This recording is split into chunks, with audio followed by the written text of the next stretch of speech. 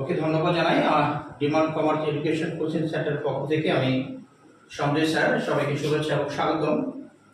আজকে যে ক্লাসটা নিচ্ছি আমি নবম এবং দশম শ্রেণীর শিক্ষার্থীদের অনেক কাজে লাগবে, বিশেষ করে আর্থিক বিবরণী। আর্থিক বিবরণী নিয়ে শিক্ষার্থীদের অনেক মনে জল্পনা এবং কল্পনা থাকে। বিশেষ করে আর্থিক বিবরণী তিনটা পার্ট, একটা হলো বিশদায় বিবরণী, মালিকানা সত্ত্ব বিবরণী এবং আর্থিক অবস্থা বিবরণী। বিশদায় বিবরণী এবং মালিকানা সত্ত্ব বিবরণী শিক্ষার্থীরা ইজিলি করতে পারে, বিশেষ করে আর্থিক অবস্থার বিবরণীতে গিয়ে শিক্ষার্থীদের প্রবলেম হয়। আজকে আমি যে আর্থিক বিবরণী করার সম্পদ পাস এবং মালিকানা সত্ত্ব দায় পাস, আমি তোমাদের একটা ডুপ্লিকেট নিয়ম দেখাবো, যে নিয়মটা করলে তোমরা ইজিলি যে কোনো আর্থিক বিবরণী করতে পারবে। বিশেষ করে সম্পদ পাশের আমাদের তিনটা নিয়ম।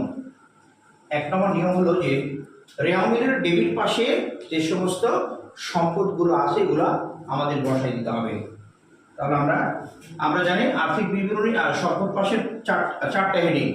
প্রথমটা হলো স্থায়ী সম্পদ, দ্বিতীয়টা হলো দীর্ঘমেয়াদী বিনিয়োগ, তৃতীয়টা হলো চলতি সম্পদ। এখন চলতি সম্পদে আসি। দেখো শিক্ষার্থীরা, প্রথমে সাপ্লাই দেওয়া আছে, রেওয়ামিলের দিকে তাকাও, 12,000 টাকা। আর সমন্বয় বলেছি এক নম্বর, ব্যবহৃত সাপ্লাইসের পরিমাণ 8,000 টাকা। তাহলে দেখো শিক্ষার্থীরা, 12,000 থেকে খরচ কত করেছো? 8,000। তাহলে 8,000 টাকা মাইনাস করো। সম্পদ কমেছে, এই জন্য আমাদের মাইনাস করতে হবে। 12 থেকে 8 বাদ দিলে থাকে কত? 4,000।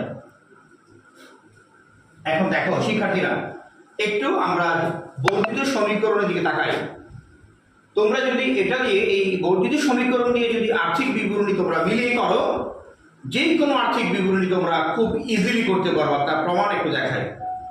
সাপ্লাই দেখেন, অ্যাসেট বেড়েছিল, অ্যাসেট থেকে এখন খরচ হয়ে গেছে, তাহলে অ্যাসেট হ্রাস পেয়েছে। দ্যাটস ওয়াই আমরা সাপ্লাই থেকে সাপ্লাইস খরচ মাইনাস করেছি।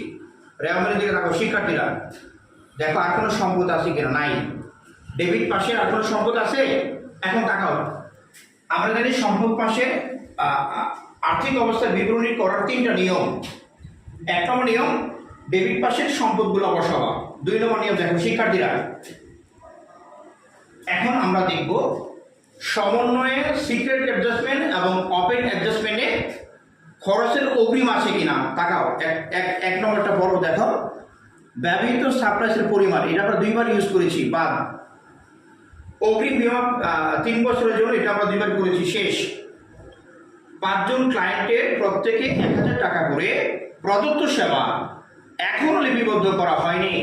তাহলে দেখো, কাজ করেছো, টাকা